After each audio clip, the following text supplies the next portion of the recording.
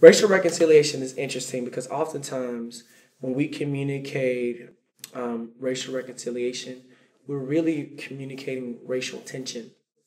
Racial tension is all about cultural context and the feeling of something's not right, right? And so you got three categories. You have racial prejudice, you have racial tension, you have racism. Racial prejudice is just the idea as an individual, I view another person through a skewed lens based off of race. Racial tension is the idea of this felt disconnect that expresses itself in physical realities in a contemporary setting. But racism is all connected to historical narratives that play themselves out in systems so that you can see. So oftentimes we call racism really just tension. When you want to start defining racism, you have to talk about history and systems. And the more you learn histories and systems, the more you can actually engage racism. So racism is a humanity issue. It is at the garden sin, and we have to believe in sin because we believe that there's good.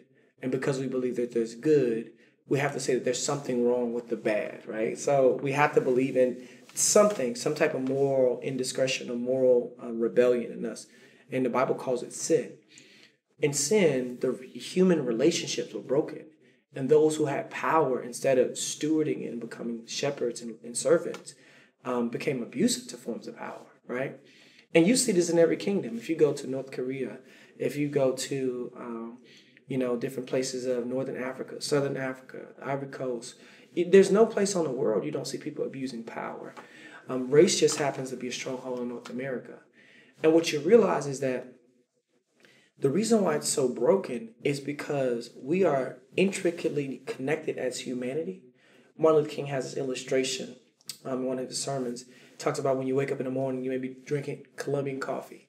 And then you get up and you get some sugar from another country. And then you get up and you get a biscuit from this country. And he said, before you finish breakfast, you've engaged at least 4 different nations, right?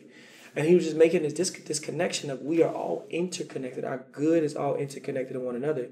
So when we divide or allow ourselves to participate in what's already there in racism, we actually fail to love ourselves, right? So when you see racism occurring or apathy of people who believe that it's not their problem, actually it's a failure to love themselves. And then Jesus said ultimately it's a failure to love him.